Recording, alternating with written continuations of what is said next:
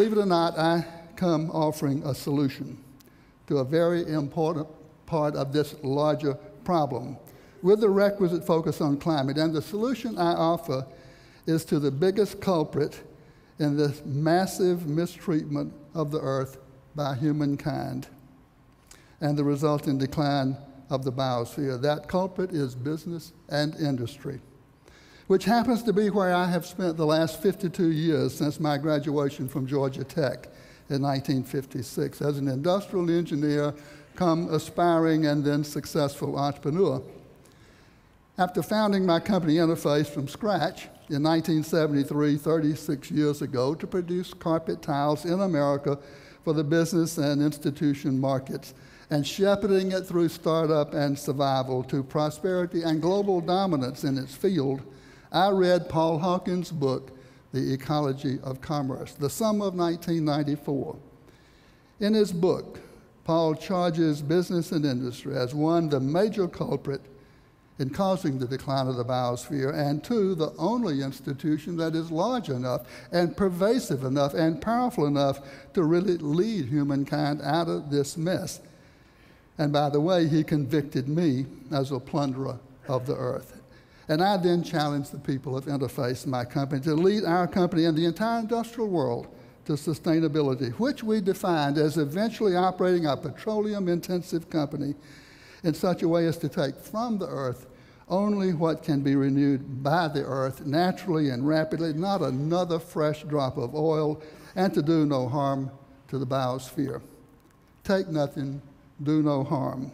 I simply said, if Hawkins is right and business and industry must lead, who will lead business and industry? Unless somebody leads, nobody will.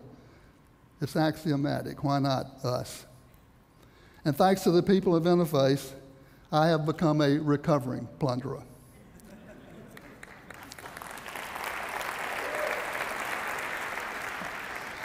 I once told a Fortune magazine writer that someday people like me would go to jail. And that became the headline of a Fortune article that went on to describe me as America's greenest CEO. From plunderer to recovering plunderer to America's greenest CEO in 5 years.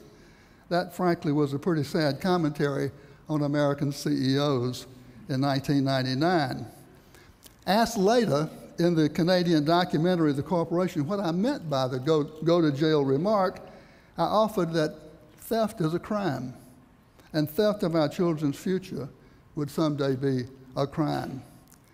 But I realized for that to be true, for theft of our children's future to be a crime, there must be a clear, demonstrable alternative to the take, make, waste industrial system that so dominates our civilization and is the major culprit stealing our children's future by digging up the earth and converting it to products that quickly become waste in a landfill or an incinerator. In short, digging up the earth and converting it to pollution. According to Paul and Ann Ehrlich and their well-known environmental impact equation, impact, a bad thing, is the product of population, affluence, and technology. That is, impact is generated by people, what they consume in their affluence, and how it is produced. I know the equation is largely subjective. You can perhaps quantify people and perhaps quantify affluence, but technology is abusive in too many ways to quantify, so the equation is conceptual. Still, it works to help us understand the problem. So we set out at Interface in 1994 to create an example, to transform the way we made carpet, a petroleum-intensive product for materials as well as energy, and to transform our technologies so they diminished environmental impact rather than multiplied it. Paul and Ann Ehrlich's environmental impact equation, I is equal to P times A times T, population, affluence, and technology. I wanted Interface to rewrite that equation so that it read I equal P times A divided by T. Now, the mathematically minded will see immediately that T in the numerator increases impact, a bad thing, but T in the denominator decreases impact. So I asked, what would move T, technology, from the numerator, call it T1, where it increases impact, to the denominator, call it T2, where it reduces impact. I thought about the characteristics of first industrial revolution T1 as we practiced it at Interface, and it had the following characteristics. Extractive, taking raw materials from the earth. Linear, take, make, waste.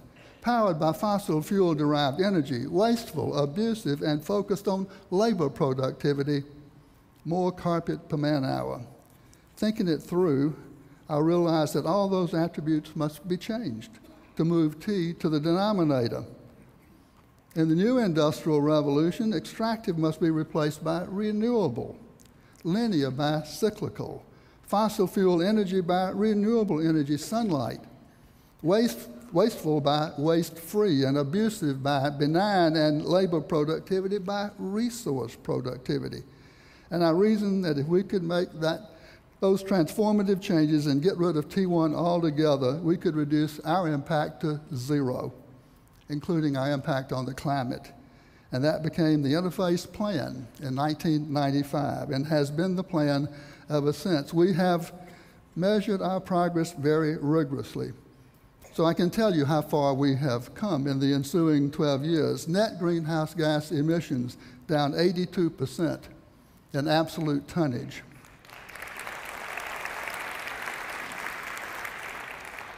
Over the same span of time, sales have increased by 2/3 and profits have doubled.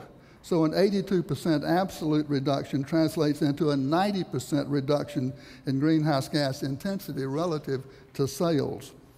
This is the magnitude of the reduction the entire global technosphere must realize by 2050 to avoid catastrophic climate disruption, so the scientists are telling us. Fossil fuel usage is down 60% per unit of production due to efficiencies in renewables. The cheapest, most secure barrel of oil there is the one not used through efficiencies. Water usage is down 75% in our worldwide carpet tile business, down 40% in our broadloom carpet business, which we acquired in 1993 right here in California, city of industry, where water is so precious. Renewable or recycled materials are now 25% of the total and growing rapidly. Renewable energy is 27% of our total, going for 100%. We have diverted 148 million pounds, that's 74,000 tons of used carpet from landfills, closing the loop on material flows through reverse logistics and post-consumer recycling technologies that did not exist when we started 14 years ago. Those new cyclical technologies have contributed mightily to the fact that we have produced and sold 85 million square yards of climate-neutral carpet since 2004, meaning no net contribution to global climate disruption in producing the carpet throughout the supply chain, from mine and wellhead clear to end-of-life reclamation, independent third-party certified. We call it cool carpet. And it has been a powerful marketplace differentiator, increasing sales and profits. 3 years ago, we launched carpet tile for the home under the brand Floor, misspelled F-L-O-R. You can point and click today at floor.com and have cool carpet delivered to your front door in 5 days. It is practical and pretty, too.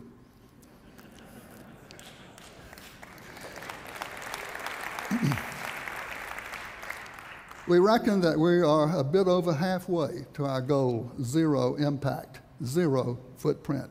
We've set 2020 as our target year for zero, for reaching the top, the summit of Mount Sustainability.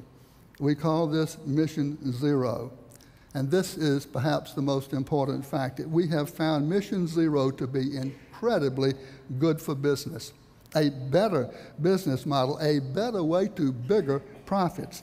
Here's the business case for sustainability from real-life experience. Costs are down, not up, reflecting some $400 million of avoided cost in pursuit of zero waste, the first phase of Mount Sustainability. This has paid all the costs for the transformation of Interface. And this dispels a myth, too, this false choice between the environment and the economy. Our products are the best they've ever been, inspired by design for sustainability, an unexpected wellspring of innovation. Our people are galvanized around the shared higher purpose. You cannot beat it for attracting the best people and bringing them together. And the goodwill of the marketplace is astonishing. No amount of advertising, no clever marketing campaign at any price could have produced or created as much goodwill. Costs, products, people, marketplace. What else is there? It is a better business model. And here's our 14-year record of sales and profits. There's a dip there from 2001 to 2003, a dip when our sales over a 3-year period were down 17%, but the marketplace was down 36%.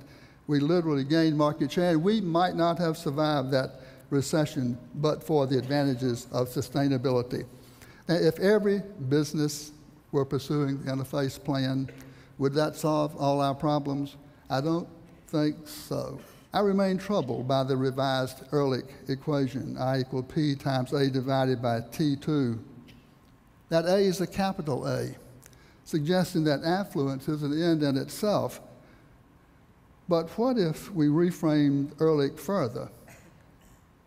And what if we made A lowercase a, suggesting that it is a means to an end, and that end is happiness, more happiness with less stuff?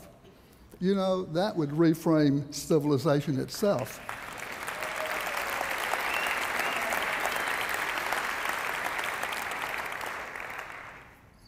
And our whole system of economics, if not for our species, then perhaps for the one that succeeds us, the sustainable species, living on a finite earth, ethically, happily, and ecologically in balance with nature and all her natural systems for 1,000 generations or 10,000 generations, that is to say, into the indefinite future. But does the earth have to wait for our extinction as a species? Well, maybe so, but I don't think so. At Interface, we really intend to bring this prototypical, sustainable, zero-footprint industrial company fully into existence by 2020. We can see our way now clear to the top of that mountain, and now the challenge is in execution. And as my good friend and advisor Amory Lovins says, if something exists, it must be possible. If we can actually do it, it must be possible. If we, a petro-intensive company, can do it, anybody can. And if anybody can, it follows that everybody can. Hawking fulfilled business and industry, leading humankind away from the abyss. Because with continued unchecked decline of the biosphere, a very dear person is at risk here. Frankly, at unacceptable risk. Who is that person? Not you, not I, but let me introduce you to the one who is most at risk here. And I myself met this person in the early days of this mountain climb on a Tuesday morning in March of 1996. I was talking to our people, as I did at every opportunity back then, bringing them along, and often not knowing whether I was connecting. But about 5 days later, back in Atlanta, I received an email from Glenn Thomas, one of my people in the California meeting. He was sending me an original poem that he had composed after our Tuesday morning together. And when I read it, it was one of the most uplifting moments of my life, because it told me, by God, one person got it. Here's what Glenn wrote, and here's that person most at risk. Please meet tomorrow's child.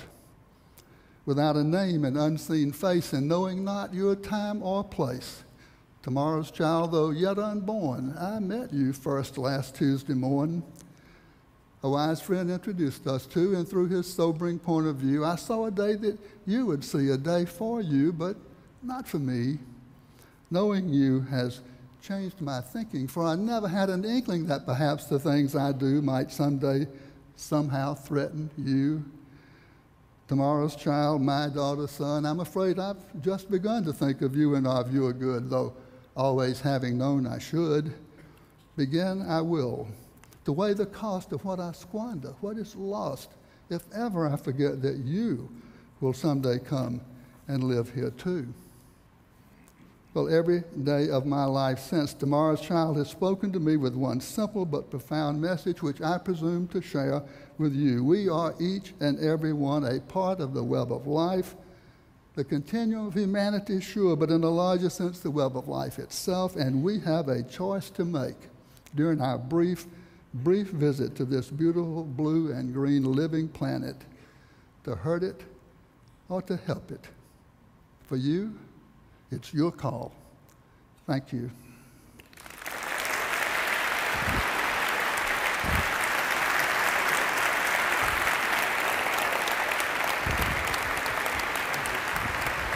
That's good.